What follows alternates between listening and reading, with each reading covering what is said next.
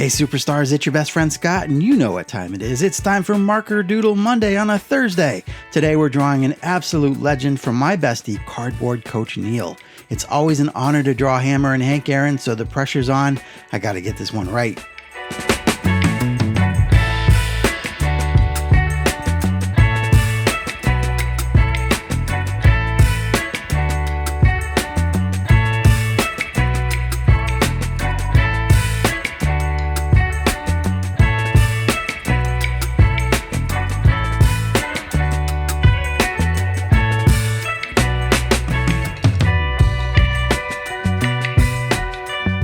Neil prefers the 8x10 marker doodles, which is awesome because I can really get into those details, and he also requested a young Hank Aaron full of promise and many home runs ahead of him.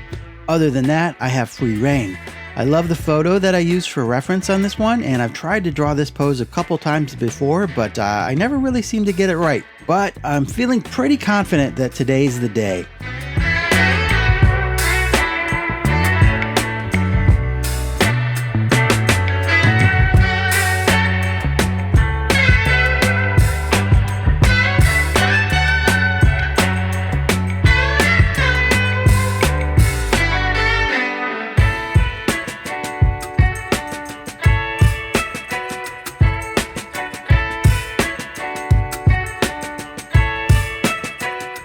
Everyone knows Hank here would go on to become the home run king who crushed 755 absolute bombs, but did you know that when he started out, his batting style was a complete train wreck?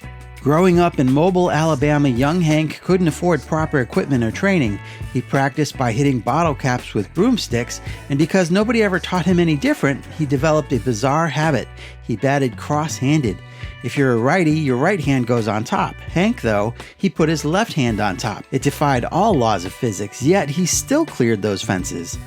By 1951, at just 17 years old, his talent landed him a $200 a month contract with the Indianapolis Clowns in the Negro Leagues. He was absolutely tearing the cover off the ball, but during one game, a scout named Dewey Griggs looked at Hank's hands and probably lost his mind. He yelled out, "Hey, change your hands around," and Hank switched his grip to the standard way for the very first time. The result, he hit a home run on the very next pitch.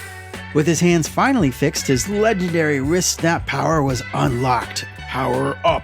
He was signed by the Braves shortly after, and the rest is MLB history. None of that has anything to do with this particular doodle. I just thought it was a fun story. There's lots of great stories about Hank. Like when it got dark when he was playing stickball as a kid, they would light kerosene-soaked rags on fire, and they hit those instead of bottle caps. Or how Hank's family was too poor to buy meat, so he kind of grew up as a vegetarian, but when Hank was playing for the Indianapolis Clowns and earning a paycheck, he'd eat pork chops for breakfast, lunch, and dinner. And he was so skinny at that time that they wouldn't give him a double-digit number to wear. Fortunately, he eventually bulked up and was able to fill out that number 44 jersey. Such a fascinating life, overcoming so much adversity to eventually become one of the greatest to ever play the game.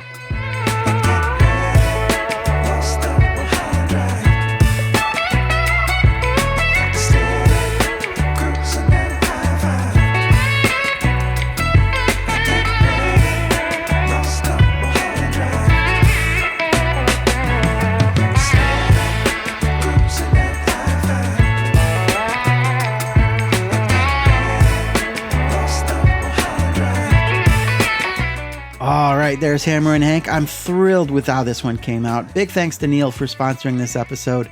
And of course, thank you guys for watching.